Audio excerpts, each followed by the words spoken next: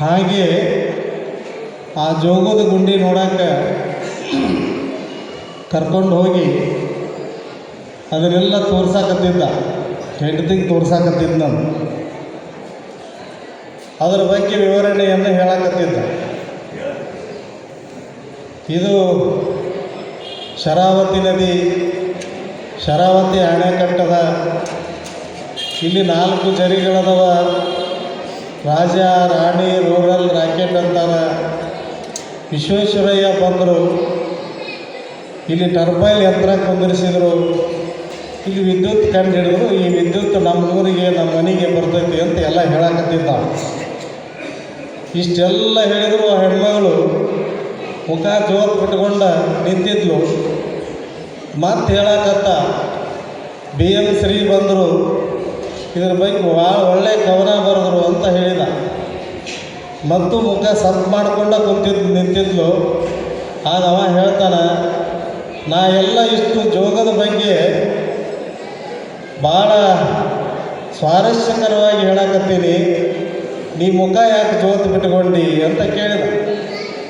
ಆಗ ಆ ಅಮ್ಮ ಹೇಳ್ತಾಳೆ, ಏನಪ್ಪ ಮಾರಾಯ, ಇಷ್ಟು ಎತ್ತರದಿಂದ ನೀರು ಬೀಳ್ತೈತಿ ಅಂತ ಹೇಳಿ ನಿಮ್ಮ ಮನ್ಯಾಗ ಹೇಳಿದ್ರೆ ಕಾರಿನ ಡಿಕ್ಕಾಗ ನಿನ್ನೆ ರಾತ್ರಿಯು ಬಾಂಡೆ, ಇವತ್ತು ಬೆಳಗಿನ ಬಾಂಡೆ, ಇವತ್ತು ಬೆಳಗಿನ ಬಟ್ಟೆ ಇದ್ದು ಮಾರಾಯ, ಆ ಎಲ್ಲ ಬಾಂಡೆ ಬಟ್ಟೆ ಸೋಪ್ ಇಲ್ಲದ ಸ್ವಚ್ಛಕ್ಕಿದ್ವಲ್ಲ, ಇಲ್ಲಿ ತಂದು ತೊಳಿತಿದ್ದೆ, ಬೆಳೀತಿದ್ದೆ ಅಂತ ಹೇಳ್ತಾನೆ.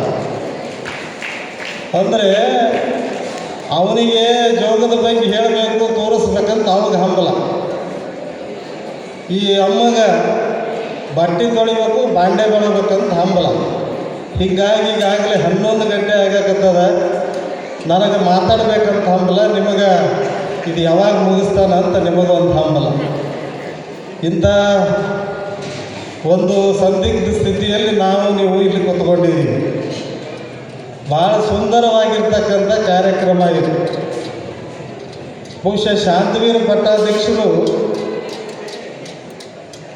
ಅವ್ರು ಹೇಗಿದ್ದರು ಅಂತಂದರೆ, ಹಾಲು ಜೇನನ್ನು ಬೆರೆಸಿದಂತಹ ಮಾತು ಸವಿ ಸವಿ ಸಕ್ಕರೆ. ಪೂಜ್ಯ ಸಿದ್ಧಲಿಂಗ ಮಹಾಸ್ವಾಮಿಗಳು, ಜಗದ್ಗುರುಗಳು ತಮ್ಮ ಪದ್ಯದಲ್ಲಿ ಬರೀತಾರೆ, ಹಾಲು ಜೇನನ್ನು ಬೆರೆಸಿದಂತಹ ಮಾತು ಸವಿ ಸವಿ ಸಕ್ಕರೆ, ಎಂಥ ಕಠಿಣನು ಕರಗುತ್ತಿದ್ದರು ಮಧುರ ಮಾತಿನ ಅಕ್ಕರೆ, ಮಧುರ ಮಾತಿನ ಅಕ್ಕರೆ. ಸತ್ಯ ವಿನಯದ ಮೃದುಲ ಹೃದಯದ ಸಿಂದಗಿಯ ಈ ಬಿಂದುಗೆ. ಪೂಜ್ಯರು ಹೆಂಗಿದ್ರಂದ್ರೆ, ಅವ್ರ ಮಾತು, ಅವರ ನಡೆ ನುಡಿ ಹೆಂಗಿದ್ವು ಅಂತಂದರೆ, ಅವು ಹಾಲಿನಲ್ಲಿ ಸಕ್ಕರೆ ಸೇರಿಸಿದಂತೆ, ಹಾಲಿನಲ್ಲಿ ಜೇನು ಸೇರಿಸಿದಂತೆ ಇತ್ತು. ಅವ್ರ ಮುಂದೆ ಎಂಥ ಗಟ್ಟಿ ಮನಸ್ಸಿನವ ಬಂದಾನ, ಭಾಳ ಕಟ್ಟಿ ಮನಸ್ಸಿನವ ಬಂದಾನ, ಎಂಥವ ಬಂದಾನಂದರೂ ಅವ್ರ ಮುಂದೆ ಕರಗಿ ನೀರಾಗಿ ಹೋಗಿದ್ದ ಅಂತ. ಅಷ್ಟು ಅವ್ರ ಮಾತಿನಲ್ಲಿ, ಅವ್ರ ಹತ್ರ ಮನುಷ್ಯರನ್ನು ಬದಲಾವಣೆ ಮಾಡ್ತಕ್ಕಂಥ, ವ್ಯಕ್ತಿಗಳನ್ನು ಬದಲಾವಣೆ ಮಾಡ್ತಕ್ಕಂಥ ಪ್ರಸಾದವನ್ನು, ಔಷಧಿಯನ್ನು, ಭಕ್ತರ ಆರೋಗ್ಯವನ್ನು, ಭಕ್ತರ ಧರ್ಮ ಆಧ್ಯಾತ್ಮವನ್ನು ಬದಲಿ ಮಾಡ್ತಕ್ಕಂಥ ಒಬ್ಬ ಪರಮ ಪೂಜ್ಯರು ಯಾರಾದ್ರಿದ್ರೆ ಅವರು ಪೂಜ್ಯ ಶಾಂತವೀರ ಪಟ್ಟಾಧ್ಯಕ್ಷರು ಅನ್ನೋದು ಭಾಳ ಹೆಮ್ಮೆಯ ಸಂಗತಿ. 12ನೇ ಶತಮಾನದ ಬಸವಾದಿ ಶಿವಶರಣರು ಅವರೆಲ್ಲ ಸತ್ಯಶುದ್ಧ ಕಾಯಕವನ್ನು ಮಾಡೋದ್ರ ಜೊತೆಗೆ ಕಾಯಕವೇ ಕೈಲಾಸ ಅಂತ ಹೇಳ್ತಾರೆ. ಅಷ್ಟಾವರಣ ಪಂಚಾಚಾರ ಷಡಸ್ಥಲಗಳನ್ನು ಆತ್ಮವಾಗಿಸಿಕೊಂಡು ಕಾಯಕದಲ್ಲಿ ಕೈಲಾಸ ಕಾಣಬೇಕು, ಕಾಯಕ ಮಾಡೋದ್ರ ಜೊತೆಗೆ ದಾಸೋಹ ಮಾಡಬೇಕು ಅನ್ನುವಂಥ ಲಿಂಗಾಯತ ತತ್ವ ಸಿದ್ಧಾಂತವನ್ನು ಹೇಳ್ತಕ್ಕಂಥವ್ರು. ಆ ಸಿದ್ಧಾಂತ ಬಹುಕಾಲದಿಂದ ನಡೆದು ಬಂದಿರತಕ್ಕಂಥದ್ದು. ಅವರ ನಂತರದಲ್ಲಿ ತೋಂಟದ ಸಿದ್ಧಲಿಂಗ ಶಿವಯೋಗಿಗಳು, ಹಾನಗಲ್ ಕುಮಾರ ಮಹಾಸ್ವಾಮಿಗಳು ಹಾವೇರಿ ಶಿವಬಸವ ಮಹಾಸ್ವಾಮಿಗಳು, ಅಥಣಿಯ ಪೂಜ್ಯ ಶಿವಯೋಗಪ್ಪಗಳು ಇವರೆಲ್ಲ ಆ ಪರಂಪರೆಯನ್ನು ಮುಂದೆ ನಡೆಸಿಕೊಂಡು ಬಂದರು ಅನ್ನುವಂಥ ಆ ಶರಣರು ಕೊಟ್ಟಿರ್ತಕ್ಕಂಥ ಕಾಯಕ ದಾಸೋಹ, ಶರಣರು ಕೊಟ್ಟಿರ್ತಕ್ಕಂಥ ವಚನ ಸಾಹಿತ್ಯ, ಆ ಶರಣರು ನಡೆದಿರ್ತಕ್ಕಂಥ ನಡೆ ನುಡಿ ಎಷ್ಟು ಪರಿಶುದ್ಧವಾಗಿತ್ತು, ಅಷ್ಟೇ ಪರಿಶುದ್ಧವಾಗಿ ತಮ್ಮ ನಡೆನುಡಿಯನ್ನು ಇಟ್ಟುಕೊಂಡಿರ್ತಕ್ಕಂಥ ಪೂಜ್ಯರು ನಮ್ಮ ಲಿಂಗೈಕ್ಯ ಶಾಂತವೀರ ಪಟ್ಟಾಧ್ಯಕ್ಷರು ಅನ್ನುವಂಥದ್ದು. ಅಂಥ ಶಾಂತವೀರ ಪಟ್ಟಾಧ್ಯಕ್ಷರು ಅವ್ರು ಹೇಗಿದ್ದರು ಅಂದರೆ, ಪೂಜ್ಯ ಜಗದ್ಗುರುಗಳು ಅನೇಕ ಬಾರಿ ತಮ್ಮ ಆಶೀರ್ವಚನದಲ್ಲಿ ಹೇಳ್ತಿದ್ರು, ಈಗ ಒಂದು ಸಂಘ ಸಂಸ್ಥೆಗೆ, ಒಂದು ಸರ್ಕಾರಕ್ಕೆ, ಮತ್ತೊಂದು ವ್ಯಕ್ತಿಗೆ ಹೀಗೆ ಇರಬೇಕು ಅಂತ ಒಂದು ಬಯಲ ಇರ್ತದೆ. ಸ್ವಾಮಿಗಳಾದವ್ರು ಹೀಗೆ ಇರಬೇಕು ಅಂತ ಹೇಳಿ ಹಾನಗಲ್ಲ ಕುಮಾರ ಮಹಾಸ್ವಾಮಿಗಳು ಒಂದು ಚೌಕಟ್ಟನ್ನು ಹಾಕಿದ್ರು. ಹಾಗಾಗಿ ಶಿವಯೋಗ ಮಂದಿರವನ್ನು ಪ್ರಾರಂಭ ಮಾಡಿದರು, ಮಹಾಸಭೆಯನ್ನು ಪ್ರಾರಂಭ ಮಾಡಿದರು. ಹಾನಗಲ್ಲ ಕುಮಾರ ಮಹಾಸ್ವಾಮಿಗಳು ಬಂದರು ಅಂತ ಹೇಳಿ ಇಲ್ಲಿ ಆನಂದ್ ಪಾಟೀಲರು ಬಂದರು. ಆಮೇಲೆ ವಿಶೇಷವಾಗಿ ಸಂಗೀತಗಾರರು ಬಂದರು. ಹಾನಗಲ್ಲ ಕುಮಾರ ಮಹಾಸ್ವಾಮಿಗಳು ಪಂಚಾಕ್ಷರಿ ಗವಾಯಿಗಳವರನ್ನು, ಸಿಂದಗಿ ಪಟ್ಟಾಧ್ಯಕ್ಷರನ್ನು ಈ ನಾಡಿಗೆ ಕೊಟ್ಟರು ಅಂತ ಹೇಳಿ ಒಳ್ಳೆಯ ರೀತಿಯಿಂದ ಪೂಜೆ, ಒಳ್ಳೆಯ ರೀತಿಯಿಂದ ಸಂಗೀತ ಇವತ್ತು ಏನಾದರೂ ನಡೀತದೆ, ಒಳ್ಳೆಯ ಶಾಸ್ತ್ರೋಕ್ತ ಪೂಜೆ ನಡೀತದೆ ಅಂತಂದರೆ ಅದೆಲ್ಲ ಕರ್ತೃತ್ವ ಶಕ್ತಿ ಯಾರಿಗೆ ಸಲ್ಲಬೇಕಂತಂದ್ರೆ ಲಿಂಗೈಕ್ಯ ಹಾನಗಲ್ಲ ಗುರು ಕುಮಾರ ಮಹಾಸ್ವಾಮಿಗಳಿಗೆ ಸಲ್ಲಬೇಕು. ಹಾನಗಲ್ಲ ಕುಮಾರ ಮಹಾಸ್ವಾಮಿಗಳು ಪಂಚಾಕ್ಷರಿ ಗವಾಯಿಗಳವರನ್ನು, ಸಿಂದಗಿ ಪಟ್ಟಾಧ್ಯಕ್ಷರನ್ನು ತಯಾರು ಮಾಡಲಿಲ್ಲ ಅಂತಂದರೆ ನಾವು ಯಾರೂ ಇರ್ತಿರಲಿಲ್ಲ ಅಂತ. ಅದಕ್ಕಾಗಿ ಇವತ್ತು ಕುಮಾರೇಶ್ವರರ ಧ್ವಜವನ್ನು ಭಾಳ ಗಟ್ಟಿಯಾಗಿ, ಭಾಳ ಬಾನೆತ್ತರಕ್ಕೆ ಹಿಡಿದು ಸಾಗುವಂಥವ್ರು ಯಾರಂದ್ರೆ ನಮ್ಮ ಕುಮಾರೇಶ್ವರ ಪಾಠಶಾಲೆಯ ವಿದ್ಯಾರ್ಥಿಗಳು ನಾವು. ಆ ನಂತರದಲ್ಲಿ ವೀರೇಶ್ವರ ಪುಣ್ಯಾಶ್ರಮದ ಗವಾಯಿಗಳು, ಶಾಸ್ತ್ರಿಗಳು, ಇವರಿಬ್ಬರು ಹೆಂಗಂತಂದರೆ ಕುಮಾರ ಮಹಾಸ್ವಾಮಿಗಳ ಧ್ವಜವನ್ನು ಭಾಳ ಗಟ್ಟಿಯಾಗಿ ಎತ್ತರದಲ್ಲಿ, ಅದು ನನ್ನ ಜೀವ ಅಂತ ಹೇಳಿ ಹಿಡ್ಕೊಂಡು ಹೋಗ್ತಕ್ಕಂಥವ್ರು ಯಾರಾದರೂ ಇದ್ರೆ ಪಾಠಶಾಲೆ ವಿದ್ಯಾರ್ಥಿಗಳು, ವೀರೇಶ್ವರ ಪುಣ್ಯಾಶ್ರಮದ ವಿದ್ಯಾರ್ಥಿಗಳು ಅಷ್ಟೇ ಅನ್ನುವಂಥ ಅಂಥ ಕುಮಾರ ಮಹಾಸ್ವಾಮಿಗಳು ಪಟ್ಟಾಧ್ಯಕ್ಷರನ್ನು ತಯಾರು ಮಾಡೋದ್ರ ಜೊತೆಗೆ ಪೂಜ್ಯ ಪಟ್ಟಾಧ್ಯಕ್ಷರು ಹಳ್ಳಿಗೆ ಏಕರಾತ್ರಿ, ಪಟ್ಟಣಕ್ಕೆ ಪಂಚರಾತ್ರಿ ಸಂಚಾರ ಮಾಡ್ತಾ ಮಾಡ್ತಾ ಮಾಡ್ತಾ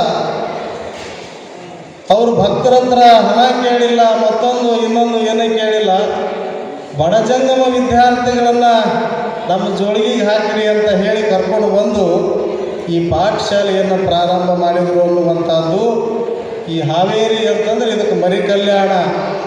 63 ಮಠಗಳಿರ್ತಕ್ಕಂಥ ಊರು ಈ ನಾಡಿನಲ್ಲಿ ಯಾವುದಾದ್ರಿದ್ರೆ ಅದು ಹಾವೇರಿ ನಗರ ಒಂದೇ ಅನ್ನುವಂಥದ್ದು.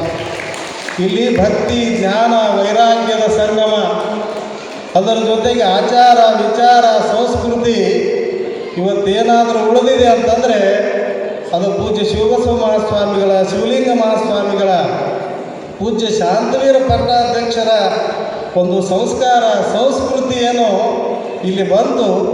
ಆ ಮೂಲಕ ಇವತ್ತು ಹಾವೇರಿಯ ನೆಲ ಯಾಲಕ್ಕಿ ಕಂಪು ಒಂದು ಕಡೆ ಆದರೆ, ಇವತ್ತು ಸಂಸ್ಕಾರ, ಸಂಸ್ಕೃತಿಯ ಕಂಪು ಪೂಜ್ಯ ಶಾಂತವೀರ ಪಟ್ಟಾಧ್ಯಕ್ಷರಿಂದ ಹರಡಿದೆ ಅನ್ನುವಂಥ ಮಾತನ್ನು ನಾವೆಲ್ಲ ತಿಳಿದುಕೊಳ್ಳಬೇಕು ಅನ್ನುವಂಥದ್ದು.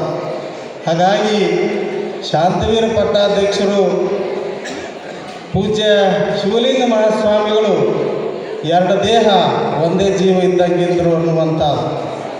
ಹಾಗಾಗಿ ಪೂಜ್ಯರು ಈ ಮಠದ ಬಗ್ಗೆ ಅವರಿಗೆ ಪ್ರೀತಿ ವಿಶ್ವಾಸ, ಆ ಮಠದ ಬಗ್ಗೆ ಪೂಜ್ಯ ಶಾಂತವೀರ ಪಟ್ಟಾಧ್ಯಕ್ಷರಿಗೆ ಪ್ರೀತಿ ವಿಶ್ವಾಸ.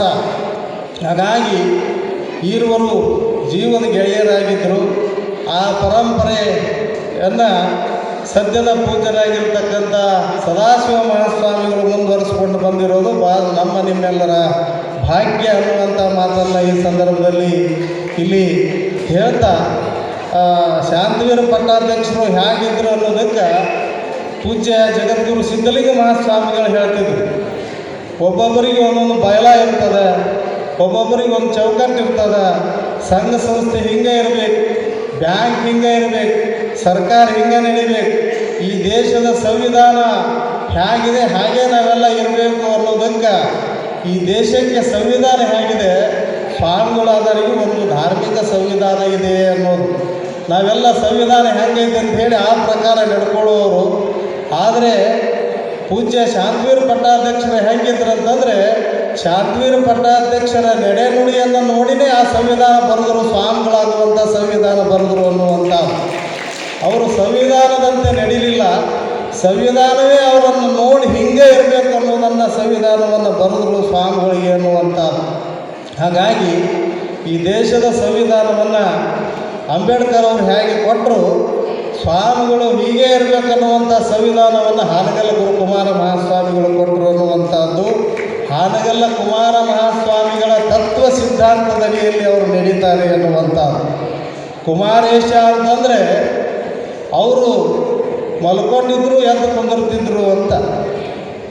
ಅವರು ರಕ್ತದ ಕಣಕಣದಲ್ಲಿ ಕುಮಾರೇಶ ಅದಾನೆ ಅಂತ ಹೇಳ್ತಿದ್ರು. ಒಂದು ಸಲ ವೈದ್ಯರಿಗೆ ಸವಾಲು ಹಾಕ್ತಾರೆ, ನನ್ನ ರಕ್ತ ಪರೀಕ್ಷೆ ಮಾಡಿ ನನ್ನ ರಕ್ತದ ಕಣಕಣದಲ್ಲಿ ಏನು ಬಿ ಪಾಸಿಟಿವ್ ಎ ಬಿ ಅಂತಕ್ಕಂಥದ್ದು ಹೆಂಗೆ ಗುಂಪದವ, ಹಂಗೆ ನನ್ನ ರಕ್ತ ಹಂಗಿಲ್ಲ, ನನ್ನ ರಕ್ತದ ಕಣಕಣಗಳಲ್ಲಿ ಯಾರು ಅದಾರ ಅಂದರೆ ಕುಮಾರೇಶ ಅದಾನೆ ಅನ್ನೋದನ್ನು ವೈದ್ಯರಿಗೆ ಪೂಜ್ಯರು ಹೇಳ್ತಾರೆ. ಅಂದರೆ ಕುಮಾರೇಶನ ಮೇಲೆ ಎಷ್ಟು ಭಕ್ತಿ ಭಾವ ಇರಬೇಕು ಅನ್ನುವಂಥದ್ದು. ಅಂತಹ ಹಾನಗಲ್ಲ ಕುಮಾರ ಮಹಾಸ್ವಾಮಿಗಳ ಶಿಷ್ಯರಾಗಿ ಈ ನಾಡನ್ನು, ಇಲ್ಲಿರ್ತಕ್ಕಂಥ ಎಲ್ಲ ಈ ಭಾಗದ ಎಲ್ಲ ಜನರನ್ನು, ಎಲ್ಲಿ ಸಿಂದಗಿ ಎಲ್ಲಿ ಹಾವೇರಿ ಅಲ್ಲಿಂದ ಇಲ್ಲಿವರೆಗೆ ಬಂದು ಇದನ್ನೆಲ್ಲ ಬೆಳೆಸ್ತಕ್ಕಂಥ ಕಾರ್ಯ ಅವರು ಮಾಡಿದರು ಅನ್ನುವಂಥದ್ದು. ಹಾಗಾಗಿ ಅಂತಹ ಶಾಂತವೀರ ಪಟ್ಟಾಧ್ಯಕ್ಷರು ನಿನ್ನ ನಮ್ಮ ಪೂಜ್ಯ ಶಂಭಲಿಂಗ ಪಟ್ಟಾಧ್ಯಕ್ಷರು ಹೇಳಿದರು, ಅವರು ಎಷ್ಟು ಸರಳರು ಸಾತ್ವಿಕರು ಇದ್ದರು ಅಂತಂದರೆ, ಅವರು ತಮ್ಮ ಪೂಜಾದ ಟ್ರಂಕ್ ತಾವ ಹಿಡ್ಕೊಂಡು, ತಮ್ಮ ಆವಿಗೆ ತಾವ ಹಿಡ್ಕೊಂಡು ಭಕ್ತರ ಮನೆಗಳನ್ನು ಉದ್ಧಾರ ಮಾಡಲಿಕ್ಕೆ ಹೋಗ್ತಿದ್ರು ಅನ್ನುವಂಥದ್ದು. ನಿನ್ನೆ ಒಬ್ಬ ತಾಯಿಯ ಸೀರೆಯ ಸರಿಗೆಗೆ ದೀಪ ಹತ್ತು, ಉರಿ ಹತ್ತು ಬೆಂಕಿ ಹತ್ತು ಅನ್ನುವಂಥ ಭಾಳ ಅನಾಹುತ ಮಾತುಗಳನ್ನು ಹೇಳುವಾಗ ಪೂಜ್ಯರು ಅವ್ರಿಗೆ ಭಾಳಷ್ಟು ಕಾಮನ್ ಸೆನ್ಸ್ ಇತ್ತು, ಸಾಮಾನ್ಯ ಜ್ಞಾನ ಇತ್ತು ಅಂತ. ಜಗದ್ಗುರುಗಳು ಅವ್ರ ಭಾಷೆಯಲ್ಲಿ ಹೆಂಗೆ ಹೇಳ್ತಿದ್ರು ಅಂದ್ರೆ, ಸಿಂದಗಿ ಪಟ್ಟದ ದೇವರಿಗೆ ಕಂಡಪಟ್ಟೆ ಕಾಮನ್ ಸೆನ್ಸ್ ಇತ್ತಪ್ಪ ಅಂತ ಹೇಳ್ತಿದ್ರು ಅವರು. ಉರಿ ಹತ್ತಿ ಇನ್ನೇನು ಭಾಳ ಅನಾಹುತ ಆಯಿತು, ಇಲ್ಲ ಬಿಟ್ರೆ ಇದು ಭಾಳ ಅನಾಹುತ ಆಕೈತೆ ಅಂತ ಹೇಳಿ ನಿನ್ನ ಅಜ್ಜವ್ರು ಹೇಳಿದ್ರಲ್ಲ, ಈ ಮನೆಯೊಳಗೆ ಪೀಡೆ ಪಿಶಾಸಿ ಇತ್ತು, ನಾ ಪೂಜೆ ಮಾಡಿಕೊಳ್ಳುವಾಗ ನಾನು ನೋಡಿದ್ದೆ, ಅದು ಎಲ್ಲಿ ಹಾಕತ್ತೆ ಅಂತಿದ್ದೆ, ನಿಮ್ಮ ಸೊಸಿ ಸೀರೆ ಬೆಂಕಿ ಹೆಚ್ಚಿ ಕಿಟಕಿಯಾಗ ಹೊರಗೆ ಹೋಗು ಅಂತಂದ್ರೆ. ಹೀಗೆ ಇಂತಹ ಭಾಳ ಅಪರೂಪದ ಒಬ್ಬ ಸ್ವಾಮಿಗಳವರು ಅಂತ. ಪೂಜ್ಯರು 8 ವರ್ಷದ ಬಾಲಕ ಇದ್ದಾಗ ಸಿಂದಗಿಯಲ್ಲಿ ಅವರ ಅಣ್ಣ ಚನ್ನಬಸಯ್ಯ ಅವರು ಒಂದು ಗಿಡದ ಮೇಲೆ ಹತ್ತಿರ್ತಾರೆ. ಗಿಡದ ಮೇಲೆ ಇದ್ದಾಗ 8 ವರ್ಷದ ಬಾಲಕ ಲಿಂಗಯ್ಯನಿಗೆ, ಅಂದರೆ ಶಾಂತವೀರ ಪಟ್ಟಾಧ್ಯಕ್ಷರ ಹೆಸರು ಪೂರ್ವದಲ್ಲಿ ಲಿಂಗಯ್ಯ ಅಂತ ಇರ್ತದೆ, ಅವ್ರಿಗೆ ಕೊರಳಲ್ಲಿ ಹಾವು ಸುತ್ತಕೊಂಡಿರ್ತದೆ. ಚನ್ನಬಸಯ್ಯನವ್ರು ನೋಡಿ ಗಿಡ ಹಿಡಿದು ಕರೀತಾರೆ, ನಮ್ಮ ತಮ್ಮನ ಕೊಳಗೆ ಹಾವು ಸುತ್ತೈತಿ, ಬರ್ರಿ. ಯಾರೂ ಬರಲಿಲ್ಲ. ಆ ಹಾವನ್ನು ತೆಗೆದು ಹೋಗೋದು ಮ್ಯಾಲಿನಿಂದ ಕೆಳಗೆ ಸಿದ್ದಿದ್ರಂತ ಲಿಂಗಯ್ಯನವರು, ಅಂದರೆ ಸಿದ್ದಿಗೆ ಪಟ್ಟದ್ದೇವರು. ಆ ಕಾಲದಲ್ಲಿನೇ ಅವರು ಸಾಕ್ಷಾತ್ ಶಿವನಾಗಿದ್ದರು ಅಂತ ಹೇಳಿನೇ ನೀವು ಅವರ ಶಿಷ್ಯರಾಗೀವಿ ಅನ್ನುವಂಥದ್ದು. ಅಂಥ ಪವಾಡಗಳನ್ನು ಬಾಲ್ಯದಲ್ಲೇ ಪರಮ ಪೂಜ್ಯರು ಮಾಡಿದರು ಅನ್ನುವಂಥದ್ದು. ಅದಕ್ಕಾಗಿ ರಾಮಕೃಷ್ಣ ಪರಮಹಂಸರು ನರೇಂದ್ರನನ್ನು ಸ್ವಾಮಿ ವಿವೇಕಾನಂದನಾಗಿ ಮಾಡಿದರು ಅಂತ. ರಾಮಕೃಷ್ಣ ಪರಮಹಂಸರು ಶಿಷ್ಯರು ನರೇಂದ್ರ ಮುಂದೆ ಸ್ವಾಮಿ ವಿವೇಕಾನಂದ ಆಗಿ ಜಗತ್ತನ್ನು ಬೆಳಗ್ತಕ್ಕಂಥ ಕಾರ್ಯ ಮಾಡ್ತಾರೆ. ಹಾಗೆ ರಾಮಕೃಷ್ಣ ಪರಮಹಂಸರಂತಿರ್ತಕ್ಕಂಥ ಪೂಜ್ಯ ಪಟ್ಟಾಧ್ಯಕ್ಷರು ಮತ್ತೊಬ್ಬ ಸ್ವಾಮಿ ವಿವೇಕಾನಂದರನ್ನು ಪೂಜ್ಯ ಜಗದ್ಗುರು ಸಿದ್ಧಲಿಂಗ ಮಹಾಸ್ವಾಮಿಗಳನ್ನು ಜಗತ್ತೇ ನೋಡುವಂತೆ ಮಾಡಿರ್ತಕ್ಕಂಥ ಒಂದು ಶಕ್ತಿ ಯಾರಲ್ಲಿ ಅಂದರೆ ಅದು ಶಾಂತವೀರ ಪಟ್ಟಾಧ್ಯಕ್ಷರಿಗೆ ಸಲ್ಲುತ್ತದೆ ಎನ್ನುವಂಥದ್ದು.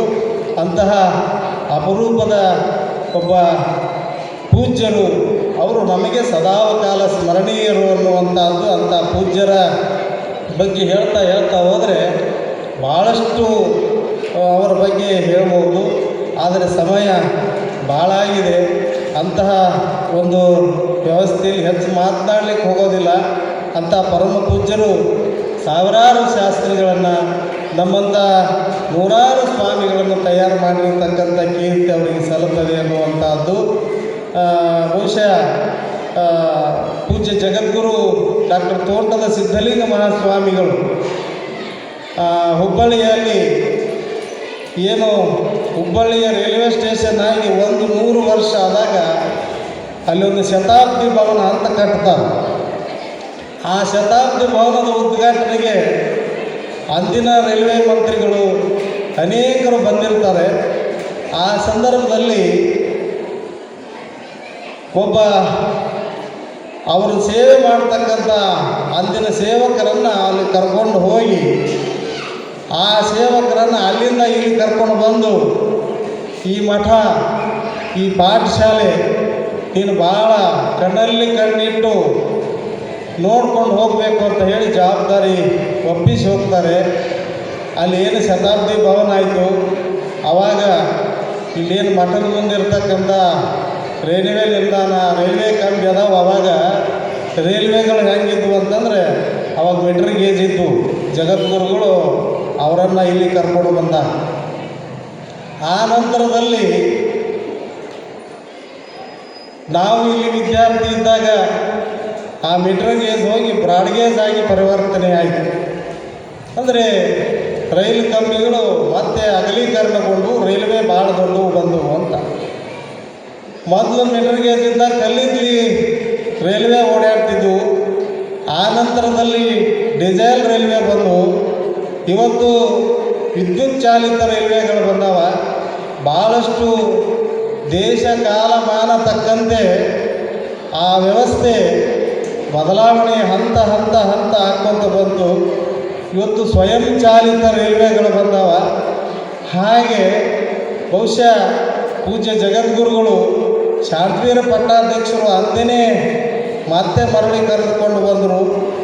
ಆ ರೀತಿ ಇಲ್ಲೇನು ಆ ಸೇವಕರನ್ನು ಕರ್ಕೊಂಡು ಬಂದಿಟ್ಟರು.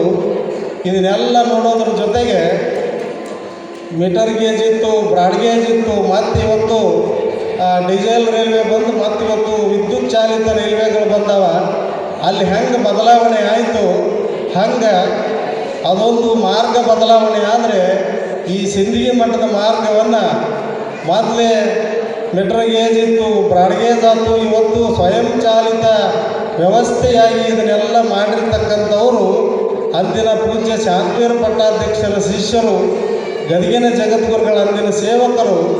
ಏನು ರೈಲ್ವೆ ಇಲಾಖೆ ಶತಾಬ್ದಿ ಭವನ ಉದ್ಘಾಟನೆ ಮಾಡಲಿಕ್ಕೆ ಬಂದು ಇಲ್ಲಿಗೆ ಕರ್ಕೊಂಡು ಬಂದಿರತಕ್ಕಂಥ ಈ ಮಠದ ಬದಲಾವಣೆಯನ್ನು ಬ್ರಾಡ್ ಗೇಜಿಗೆ ತಂದು ಇವತ್ತು ಸ್ವಯಂ ಚಾಲಿತವಾಗಿ ಈ ಸಿಂದಗಿ ಮಠದ ಒಂದು ಗಾಡಿ ಸರಳವಾಗಿ ಸಾಕ್ತಕ್ಕಂಥ ಮಾಡಿರ್ತಕ್ಕಂಥ ಆ ಸೇವಕರು ಪೂಜ್ಯ ಜಗದ್ಗುರುಗಳ ಶಿಷ್ಯರು ಬೇರೆ ಯಾರೂ ಅಲ್ಲ, ಅವರೇ ನಮ್ಮ ಮಠದ ಸಂಚಾಲಕರಾಗಿರ್ತಕ್ಕಂಥ ನಮ್ಮ ಶಿವಬಸಯ್ಯನವರು, ಆರಾಧ್ಯ ಮಠರು ಅನ್ನೋದು ಭಾಳ ಹೆಮ್ಮೆಯ ಸಂಗತಿ ಅನ್ನುವಂಥ.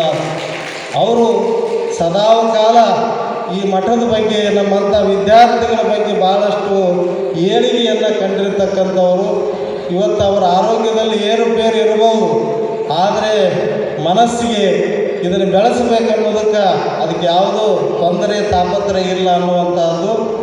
ಅಂಥ ಶಿವಬಸಯ್ಯನವರು ನಮ್ಮಂಥ ಅನೇಕ ಸ್ವಾಮಿಗಳನ್ನು, ಅನೇಕ ವಿದ್ಯಾರ್ಥಿಗಳನ್ನು ಭಾಳಷ್ಟು ಒಳ್ಳೆಯ ರೀತಿಯಿಂದ ಬೆಳೆಸಿರ್ತಕ್ಕಂಥವರು. ಈ ಮಠ ಹೆಂಗೈತಿ ಅಂದ್ರೆ ನಮ್ಮ ಭಾಗದಲ್ಲಿ ಹೇಳ್ತಾರೆ, ನಮ್ಮ ಮಠ ಹೆಂಗೈತಿ ಸಿಂದಗಿ ಮಠ ಅಂದ್ರೆ ಗ್ರಾಮೀಣ ಪ್ರದೇಶದ ಭಕ್ತರು ಹೆಂಗೆ ಹೇಳ್ತಾರೆ ಅಂದ್ರೆ, ನಿಮ್ಮ ಮಠ ಹೆಂಗೈತಿ ಅಂದ್ರೆ ತುಪ್ಪ ಹಾಕಿ ತುಪ್ಪ ಬಳ್ಕೊಳ್ಳುವಂಗೈತಿ ಅಂತಂದರೆ ಅಷ್ಟು ಸ್ವಚ್ಛ ಐತಿ ಮಠ ಅನ್ನೋದಕ್ಕೆ ನಮ್ಮ ಶಿವಬಸಯ್ಯನವರು ಸಾಕ್ಷಿ ಅನ್ನುವಂಥ ಮಾತನ್ನು ಈ ಸಂದರ್ಭದಲ್ಲಿ ಹೇಳ್ತಾ, ಅವರ ಜೊತೆಗೆ ನಮ್ಮ ಭಟ್ ಸರು, ಅವರು ಸಂಸ್ಕೃತ ಶಿಕ್ಷಕರಾಗಿದ್ದವರು. ವಿಶೇಷವಾಗಿ ಅವರೂ ಕಾಯ ವಾಚ ಮನಸ ತ್ರಿಕರಣಪೂರ್ವಕವಾಗಿ ಅವರೊಂದಿಗೆ, ವಿದ್ಯಾರ್ಥಿಗಳೊಂದಿಗೆ ಭಾಳಷ್ಟು ಅವಿನಾಭಾವ ಸಂಬಂಧ ಇಟ್ಟುಕೊಂಡಿರ್ತಕ್ಕಂಥವರು. ಹಾಗಾಗಿ ನಮ್ಮ ಜಗದ್ಗುರುಗಳು ಅವ್ರಿಗೆ ಭಟ್ ಅನ್ನೋಕ್ಕಿಂತ ಭಟ್ ಮಠ ಅಂತಲೇ ಕರೀತಿದ್ರು ಅವರು.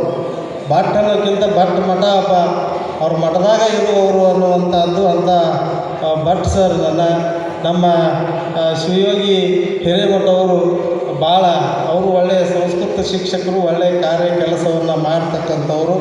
ಅವರೊಂದಿಗೆ ನಮ್ಮ ಮಾಂತೇಶ್ ಅವರು, ಚನ್ನಬಸಯ್ಯನವರು, ನಮ್ಮ ಇಟಗಿ ಶಾಂತವೀರೇಶ, ಇನ್ನೂ ಅನೇಕರು ಎಲೆಮರೆಯಂತೆ ಸೇವಾ ಮಾಡ್ತಕ್ಕಂಥವರು.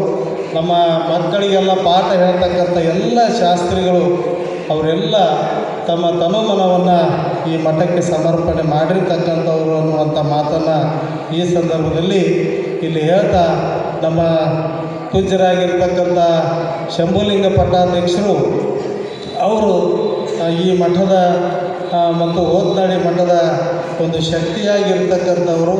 ಅಂಥವರು ಸದಾಕಾಲ ನಮಗೆಲ್ಲ ಮಾರ್ಗದರ್ಶನ ಮಾಡ್ತಕ್ಕಂಥವರು. ಅಂಥವರನ್ನು ಇಲ್ಲಿ ನಾವು ನೀವೆಲ್ಲ ಅವ್ರನ್ನ ಸ್ಮರಿಸಲೇಬೇಕು, ಅವ್ರನ್ನ ನೆನೆಸಲೇಬೇಕು.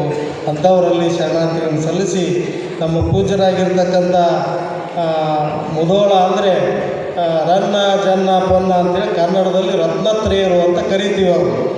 ಆ ರನ್ನ ಬಾಳಿ ಬದುಕಿ ಹೋಗಿರ್ತಕ್ಕಂಥ ಮುಧೋಳನು ಅಂತಿದ್ರು. ಆ ಮುಧೋಳದ ನಮ್ಮ ಪೂಜ್ಯರ ಸಿದ್ಧಾರೂಢ ಮಠದ ಪೂಜ್ಯರಾಗಿರ್ತಕ್ಕಂಥ ಸಿದ್ದರಾಮೇಶ್ವರ ಮಹಾಸ್ವಾಮಿಗಳು ನಮ್ಮ ಸಂಚಾಲಕರ ಕರೆಗೆ ಹೋಗೊಟ್ಟು, ಭಕ್ತರ ಕರೆಗೆ ಹೋಗೊಟ್ಟು ಇಲ್ಲಿ ಬಂದು ಮಹಾತ್ಮರ ಜೀವನ ದರ್ಶನ ಅಂತಕ್ಕಂಥ ಪ್ರವಚನವನ್ನು ತಮ್ಮ ಅಸ್ಖಲಿತ ವಾಣಿಯಿಂದ ಭಾಳ ಸುಂದರವಾಗಿ ಮಾಡ್ತಾ ಇದ್ದಾರೆ ಅಂತ ಪರಮ ಪೂಜ್ಯರು.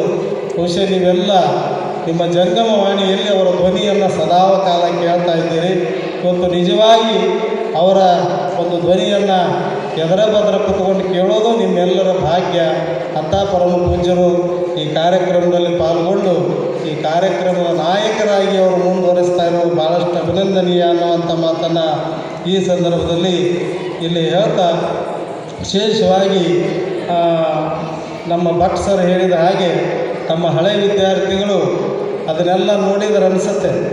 ಬೆಳ್ಳಿಯ ಚೌಕಟ್ಟು, ಬೆಳ್ಳಿಯ ಕೊಡಕು, ಪೂಜ್ಯರ ಗದ್ದಿಗೆ ಬೆಳ್ಳಿಯ ಕವಚ, ಇದನ್ನು ನೋಡಿದರೆ ಈ ಮಠದಲ್ಲಿ ಏನೂ ಇಲ್ಲ. ಆದರೆ ಹಾವೇರಿ ಸುತ್ತಮುತ್ತಲಿನ ಗ್ರಾಮದ ಎಲ್ಲ ಸದ್ಭಕ್ತರ ಭಕ್ತಿ, ಹಳೆಯ ವಿದ್ಯಾರ್ಥಿಗಳ ಏನು ಒಂದು ಗಾಢವಾದ ಭಕ್ತಿ ಆ ಬೆಳ್ಳಿ ಲೇಪನ ಮಾಡಿದೆ ಅನ್ನೋದು ಭಾಳ ಸತ್ಯವಾಗಿರ್ತಕ್ಕಂಥ ಸಂಗತಿ. ಅಂಥ ಪರಮ ಪೂಜ್ಯರ ಗದ್ದುಗೆಗೆ ಏನು ನೀವು ಒಣ ಹಣ್ಣುಗಳಂತೀರಿ, ಡ್ರೈ ಫ್ರೂಟ್ಸ್ ಅಂತೀರಿ, ಆ 2.5 ಲಕ್ಷದ ಆ ಹಣ್ಣುಗಳ ಅಲಂಕಾರ ಮತ್ತು ಹೂವಿನ ಅಲಂಕಾರ ಗುಬ್ಬಿಯಿಂದ ನಾಗರಾಜ್ ಅಂತ ಬಂದಿದ್ದಾರೆ. ಅದರೆಲ್ಲ ಉಸ್ತುವಾರಿಯನ್ನು ಹಳೆ ವಿದ್ಯಾರ್ಥಿಗಳು, ನಮ್ಮ ದಾವಣಗೆರೆಯ ವೀರಣ್ಣ, ಇನ್ನೂ ಅನೇಕರು ಅದಕ್ಕೆಲ್ಲ ಸೇವೆಯನ್ನು ಮಾಡ್ತಾ ಇದ್ದಾರೆ. ಅಂಥ ಒಂದು ಸೇವೆ ಮಾಡ್ತಕ್ಕಂಥವ್ರನ್ನು ವಿಶೇಷವಾಗಿ ಒಂದು ದೊಡ್ಡ ಊದಿನ ಕಡ್ಡಿ ಹಚ್ಚಿ ಬಂದೀವಿ ನಾವು. ಇಲ್ಲೆಲ್ಲ ನಾವು ಮೇಲೆ ಹತ್ತಿದ್ದೀವಿ. ಹತ್ತಿರ್ತಕ್ಕಂಥ ಸಂದರ್ಭದಲ್ಲಿ ಸರಿಗೆ ಭಾಳ ಲಕ್ಷ್ಯ ಯಾವ ಹೊತ್ತಿಗೆ ಯಾವ ಕೆಲಸ ಆಗಬೇಕು ಅನ್ನೋದು, ಇಲ್ಲ ಅಲ್ಲಿ ಊದುಬತ್ತಿ ತಂದಾರ ಹಚ್ಚಬೇಕು ಅಂತ. ಬಹುಶಃ ನಾನು 5.5 ಫೂಟ್ ಅದೀನಿ, ನನಗಿಂತ 3 ಫೂಟ್ ಮತ್ತೆ ಎತ್ತರ ಐತೆ. ಹಿಂಗೆ ಮಾಡಿ ಹಚ್ಚಿವಿ 8 ಫೂಟ್ ಎತ್ತರದ ಊದುಬತ್ತಿ, ಸೈಕಲ್ ಚಾಪ್ ಅಂತಿರಲ್ಲ ಅಂಥ ಸೈಕಲ್ ಚಾಪ್ ಊದುಬತ್ತಿಯನ್ನು ತಂದು ಗದ್ದಿಗೆ ಮುಂದೆ ಇಟ್ಟಾರ. ಆ ಊದುಬತ್ತಿ ಬಹುಶಃ 48 ತಾಸು ಪೂಜ್ಯರ ಗದ್ದಿಗೆ ಮುಂದೆ ತನ್ನನ್ನೇ ತಾಸು ಸುಟ್ಕೊಂಡು ಪರಿಮಳವನ್ನು ಸೂಸ್ತಕ್ಕಂಥ ಕಾರ್ಯ ಅದು ಮಾಡ್ತದೆ. ಅದು ಗುರುಗಳು ಮುಂದೆ ಯಾಕಿಟ್ಟಾರಂದ್ರೆ, ಪೂಜ್ಯ ಗುರುಗಳು ತಮ್ಮ ದೇಹವನ್ನು ತಾವೇ ಸುಟ್ಟುಕೊಂಡು ಈ ಜಗತ್ತಿಗೆ ಪರಿಮಳವನ್ನು ಕೊಟ್ಟರು. ನನ್ನಂಗೆ ಅವರಂಗೆ ನಾನು ಅಂತೇಳಿ ಊದುಬತ್ತಿ ಅದರ ಮುಂದೆ ಅವ್ರ ಮುಂದೆ ಅದು ಪರಿಮಳವನ್ನು ಸೂಸ್ತಾ ಇದೆ ಅಂತ ಊದುಬತ್ತಿ ತಂದು ಕೊಟ್ಟಿರ್ತಕ್ಕಂಥ ಅವರನ್ನು ನಾನಿಲ್ಲಿ ಅಭಿನಂದಿಸ್ತೇನೆ. ವಿಶೇಷವಾಗಿ ನಮ್ಮ ಸೋಮನಗೌಡರು ಬಂದಾರೆ, ನಮ್ಮ ಮುರುಗೈ ಶಾಸ್ತ್ರಿಗಳು, ಶ್ರೀ ಗುರುಶಾಂತಯ್ಯನವರು, ನಮ್ಮ CR ಹಿರೇಮಠರು, ಇನ್ನೂ ಅನೇಕರು ನಮ್ಮ ಸರ್ ಜೊತೆಗೆ ಓದಿರ್ತಕ್ಕಂಥ ಎಲ್ಲರೂ ಬಂದ್ದಾರೆ. ಅವರೆಲ್ಲರಿಗೆ ಅಭಿನಂದನೆಗಳನ್ನು ಸಲ್ಲಿಸ್ತಾ, ವಿಶೇಷವಾಗಿ ಇದೆಲ್ಲ ಇಷ್ಟೆಲ್ಲ ಬೆಳಕು ಕಾಣಬೇಕಂದ್ರೆ, ನಮ್ಮ ಮಾತುಗಳು ಭಾಳ ಸುಂದರವಾಗಿ ಕಾಣಬೇಕಂತಂದರೆ ನಮ್ಮ ಹಿಂದೂ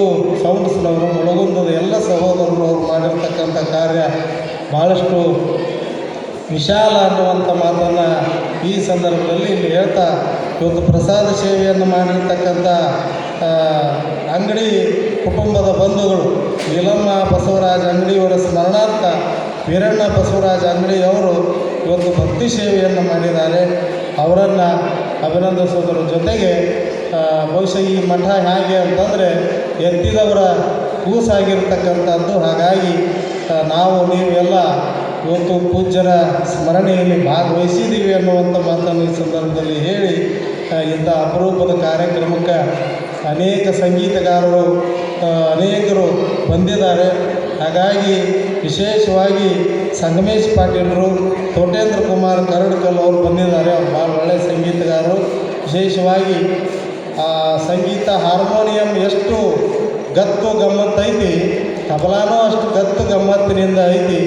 ಬಹುಶಃ ಕರಡ್ಕಲ್ ಅನ್ನುವಂಥ ಮನೆ ಹೆಸರು ಐತಲ್ಲ, ಅದು ಬಹುಶಃ ತಬಲಾದ ಕಲ್ಲು ಆಗಬೇಕಾಗಿತ್ತು ಅಂತ ಅಷ್ಟು ತಬಲಾ ಮಾತಾಡ್ತೈತೆ ಅನ್ನೋವಂಗೆ ಭಾಳ ಸುಂದರವಾಗಿ ನುಡಿಸ್ತಕ್ಕಂಥ ತೋಟೇಂದ್ರ ಕುಮಾರನ್ನು ಹಾಗೂ ನಮ್ಮ ಸಂಗಮೇಶ್ ಪಾಟೀಲರನ್ನು ನಾನಿಲ್ಲಿ ಅಭಿನಂದಿಸ್ತೇನೆ.